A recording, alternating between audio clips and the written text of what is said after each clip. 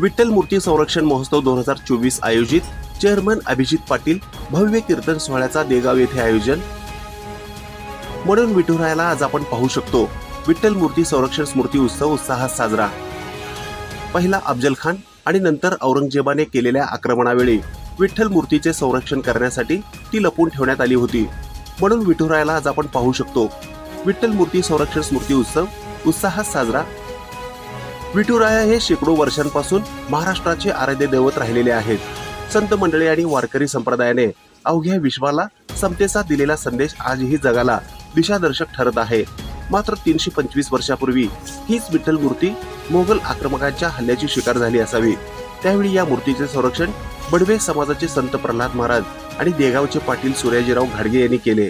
म्हणून आज आपण विठुरायाचे दर्शन घेऊ शकतो। तो काळ मोगली आक्रमणाचा होता। अशा वेळी जीवावर उदार होऊन त्यांनी नुसते मूर्तीचे जतन केले नाही, तर तिच्यावरील नित्योपचार देखील तब्बल 6 वर्षे सुरू ठेवले। आज श्रावण वद्य पंचमी हा दिवस विठ्ठल मूर्ती संरक्षण स्मृती दिन म्हणून साजरा केला जात आहे। तो काळ मोगली आक्रमणाचा होता। अशा वेळी जीवावर उदार होऊन त्यांनी नुसते मूर्तीचे जतन केले नाही, तर तिच्यावरील नित्योपचार देखील केले। तब्बल 6 वर्षे ते सुरू ठेवले।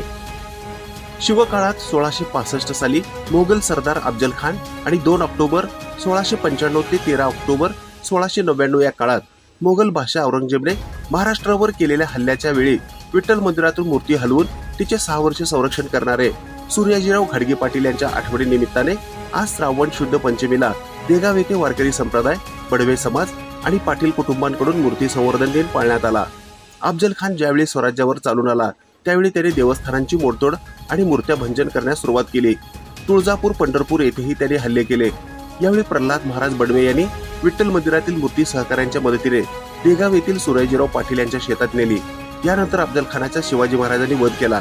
त्यावेळी पुन्हा ती विठ्ठल मूर्ती मंदिरात बसवण्यात आली। म्हणून आज चेअरमन अभिजित पाटील व लहान चिमुकले वारकऱ्यांसोबत नामदेव पायरी व दर्शन घेऊन आरती करण्यात आली। त्यानंतर सर्व भक्त समवेत अभिजित पाटील वारकऱ्यांचे पायी देगाव येथील भव्य कीर्तन सोहळ्याकडे प्रस्थान झाले। ही बातमी संकलित केली आहे संपादक गुरुदादा गायकवाड यांनी।